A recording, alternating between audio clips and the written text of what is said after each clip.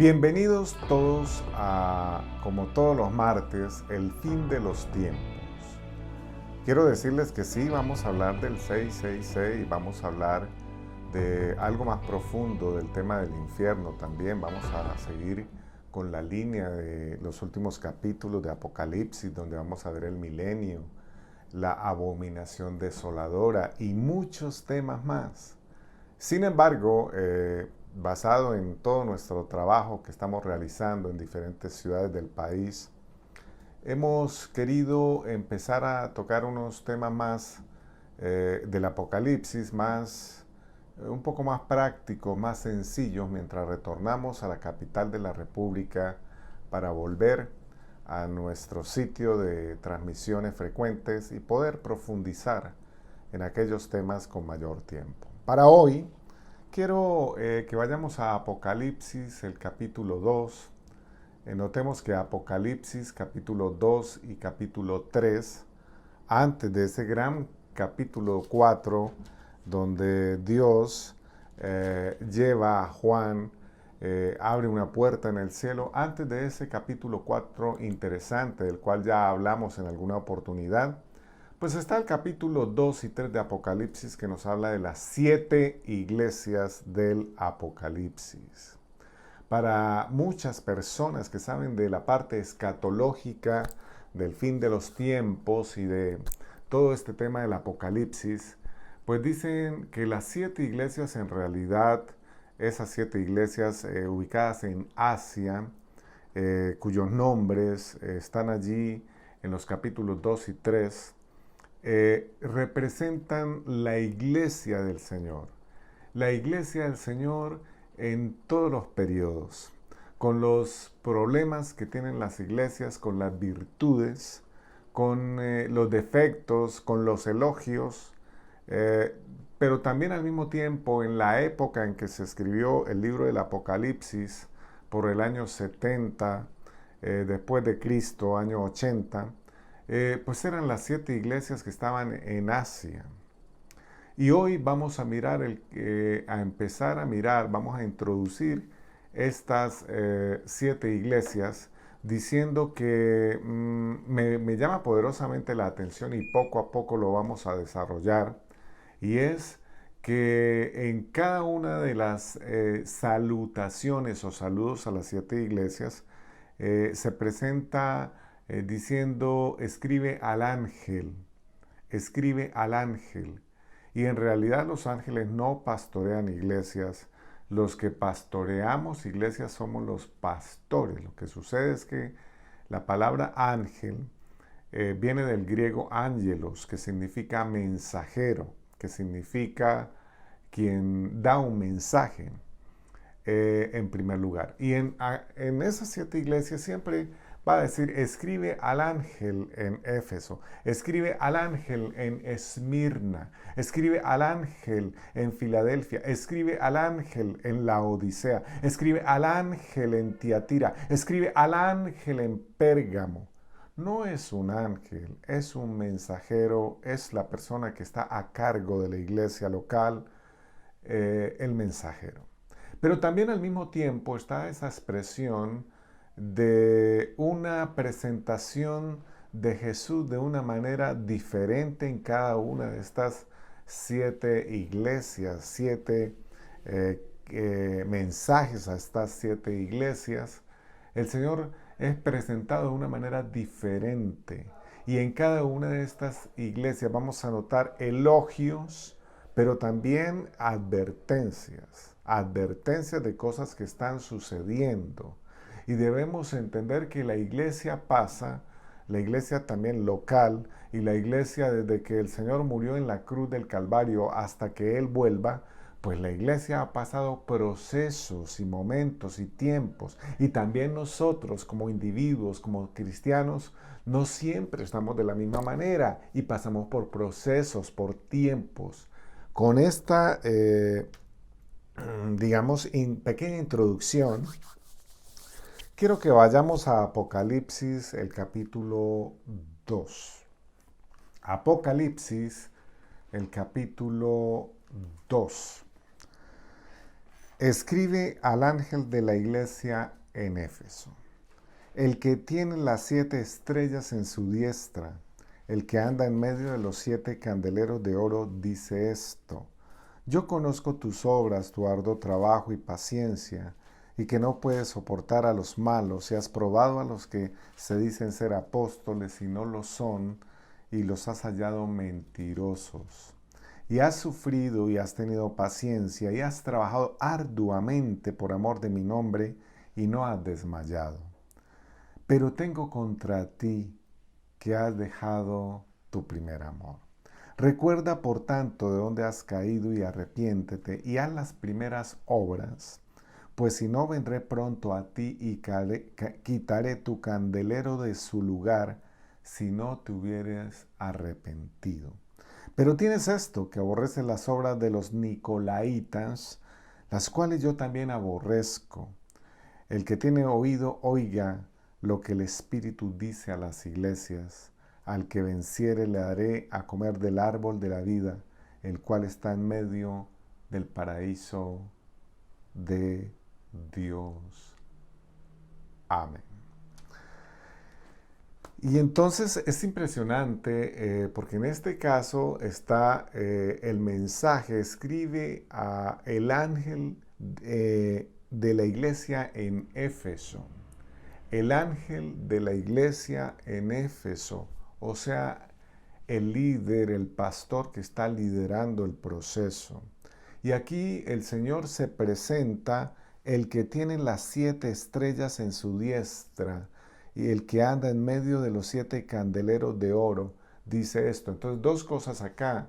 Lo primero es que siempre en las 7 cartas o mensajes, mejor, 7 mensajes a cada iglesia se va a presentar de una manera diferente. No se presenta como el que tiene las 7 estrellas en su diestra, el que anda en medio de los 7 candeleros de oro, en otra iglesia.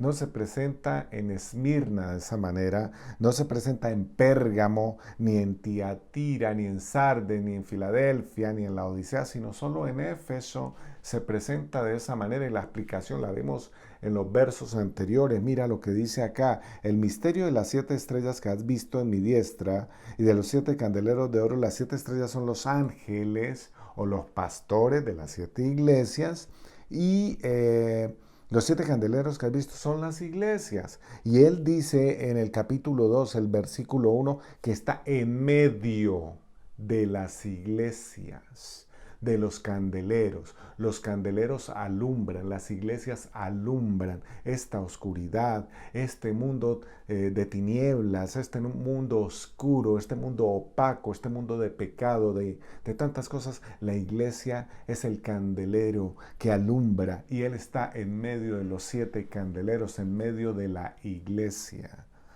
Y es importante. Con ese primer versículo pasamos al 2. Conozco tus obras y tu arduo trabajo y paciencia, y que no puedes soportar a los malos y has probado a los que se dicen ser apóstoles y no lo son, y los has hallado mentiroso.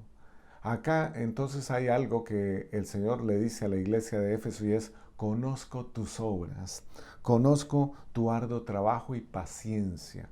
Y claro, en esa época había, como ahora, pero en esa época era muy duro trabajar para el Señor. Era demasiado duro por la persecución que hacían los emperadores romanos hacia la iglesia. En realidad, este versículo 2 y el versículo 3 repite el concepto de trabajo arduamente y de paciencia. Míralo. Conozco tus obras, tu arduo trabajo y paciencia. Y el verso 3 dice: y has sufrido y has tenido paciencia y has trabajado arduamente por amor de mi nombre y no has desmayado. Y me quiero detener acá. La iglesia de Éfeso era una iglesia perseguida por el imperio romano. Como todas las iglesias, estas 7 iglesias fueron perseguidas terriblemente.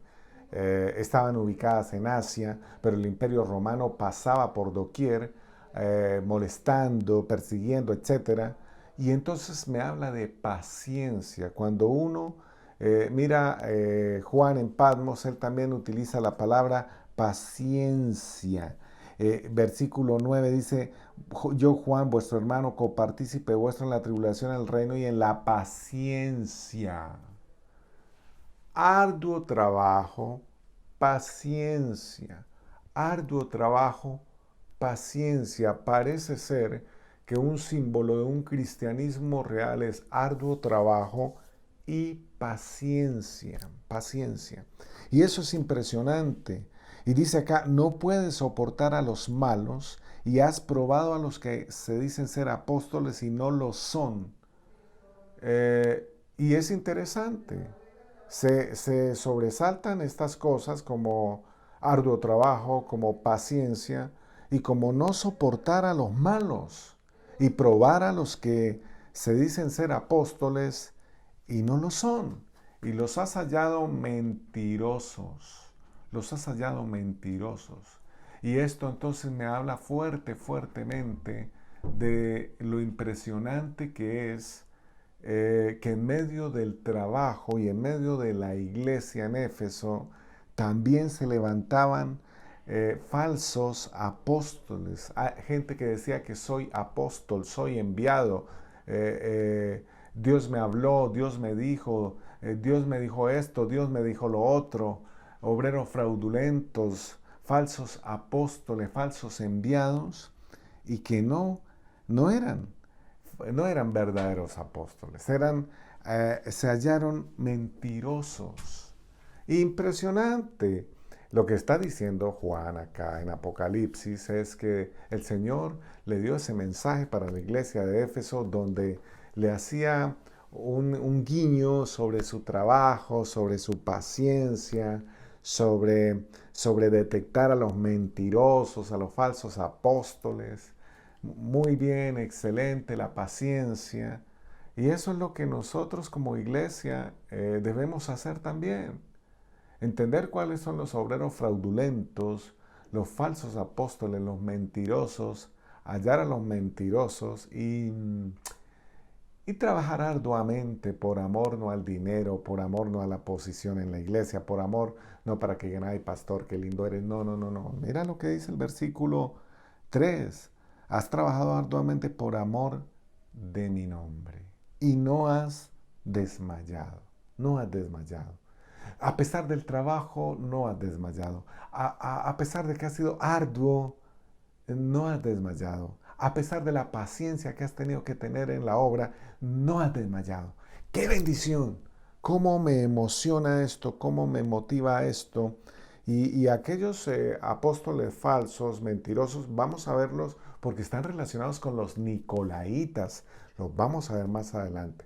Claro, la iglesia trabajaba y trabajaba y trabajaba, pero viene un error de la iglesia. Y es un error que es muy fácil cometer. El versículo 4 dice, pero tengo contra ti que has dejado tu primer amor.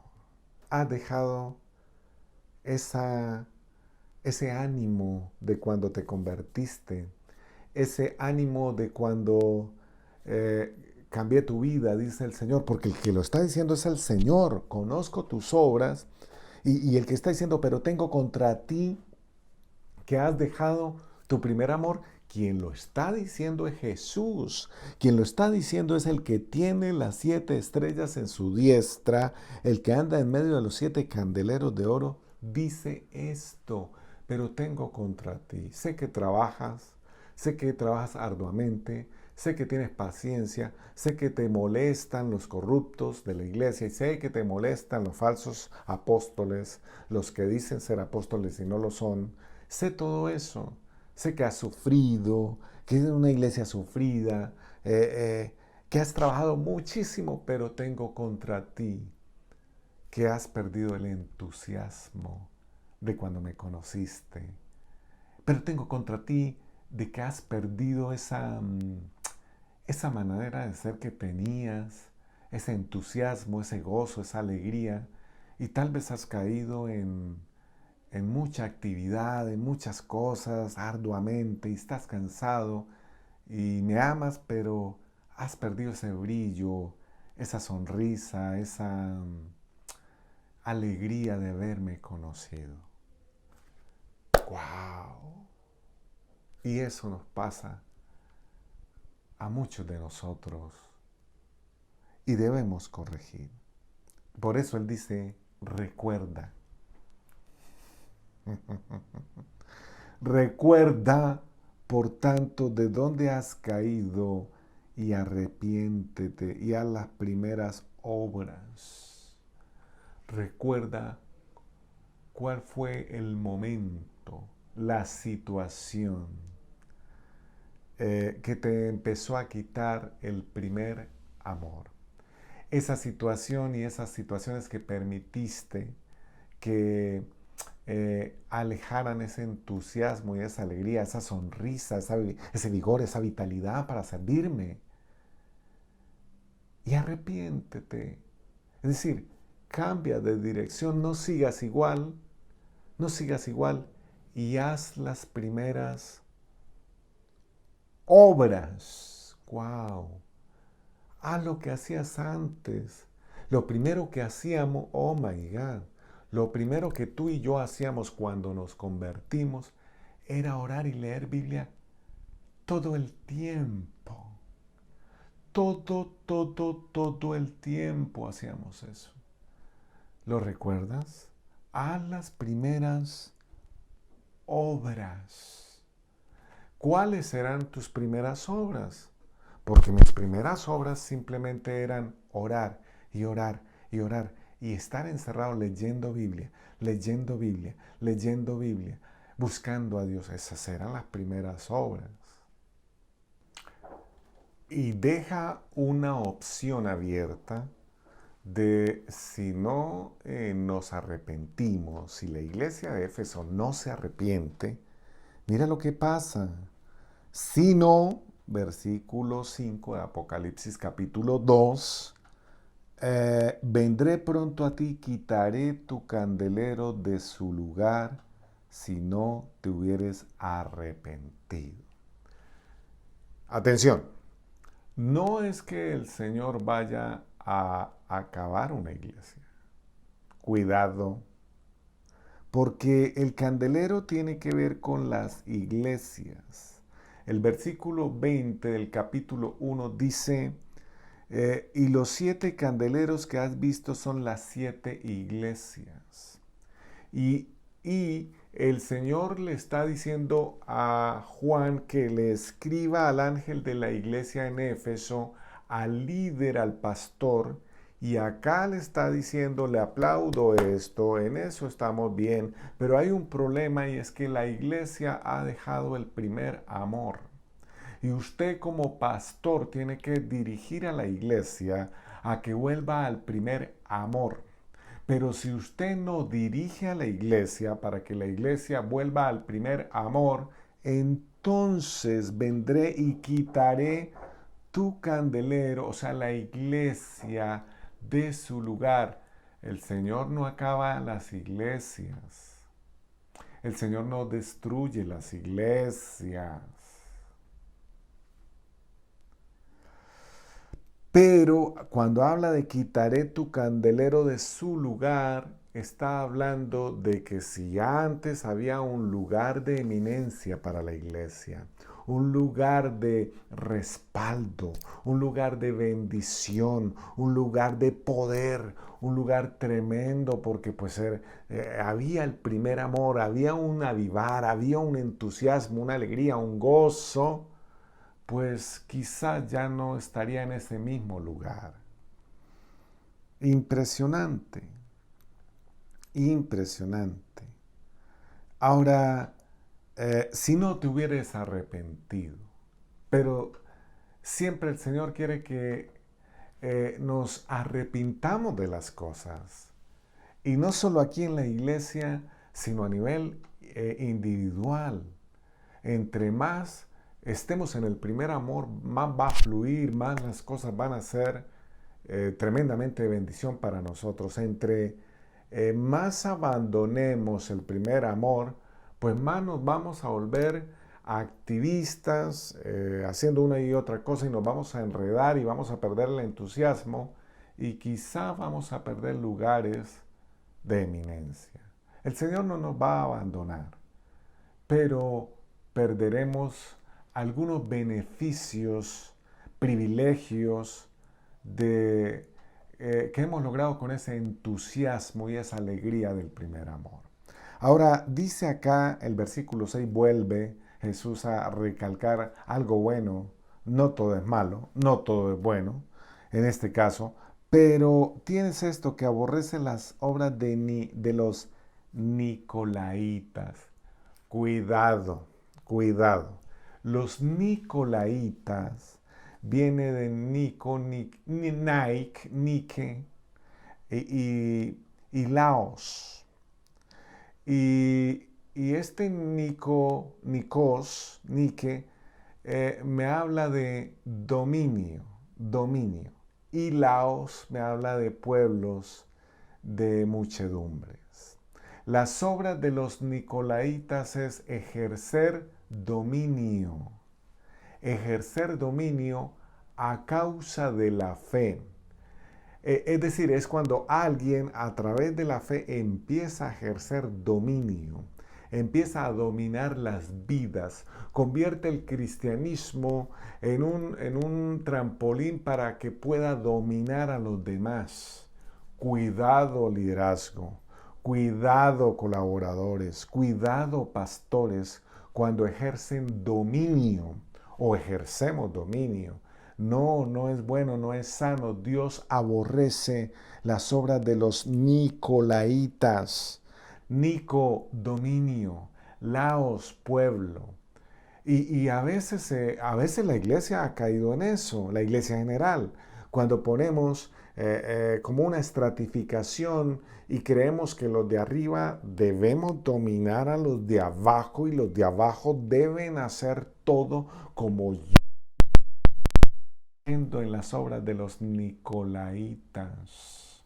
Aparte, los nicolaitas, dirigidos por Nicolás, también, aunque dominaban y aunque sabían algo de las escrituras y manejaban las escrituras, dominaban las escrituras, pero dominaban al pueblo, lo manipulaban y sin embargo ellos, siendo los líderes, vivían unas vidas muy diferentes a lo que predicaban y enseñaban. Y él dice el Señor, tienes esto, iglesia de Éfeso, tienes esto que aborreces las obras de los... Aborreces el dominio de la gente, aborreces la manipulación, aborreces que se esté manipulando a la gente a causa de mi nombre, se esté dominando a la gente. Y yo también lo aborrezco. Y finalmente dice, el que tiene oído, oiga lo que el Espíritu Santo dice a las iglesias. ¡Wow! Y siempre en los últimos versículos de cada una de estas mensajes a las iglesias va a terminar con eso. El que tiene oído, oiga lo que el Espíritu Santo dice a las iglesias. Al que venciere, le daré a comer del árbol de la vida. El árbol de la vida está en Génesis. De hecho, el Señor puso ahí querubines para que el hombre y la mujer, Adán y Eva, no comieran de ese árbol. Gracias a Dios puso querubines allí. Y también está en Apocalipsis el capítulo 22. Cerca de 3 veces está esta expresión, el árbol de la vida. El cual está en medio del paraíso de Dios. Y en Apocalipsis, el capítulo 22, vamos a ir rápidamente, Apocalipsis, el capítulo, ya vamos a orar, el versículo 2, 14 y 19 dice, en medio de la calle de la ciudad, y a uno y al otro lado del río estaba el árbol de la vida que produce 12 frutos, dando cada mes su fruto, y las hojas del árbol eran para la sanidad de las naciones. 22:14 y 22:19. Bienaventurados los que lavan sus ropas para tener derecho al árbol de la vida Y 19, si alguno quitare de las palabras del libro de esta profecía, Dios quitará su parte del libro de la vida. Aquí la palabra árbol ha sido cambiada por libro.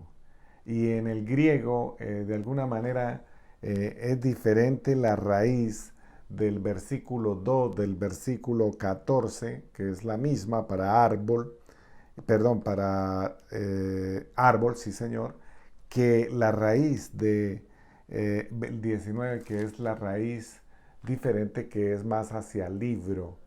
Eh,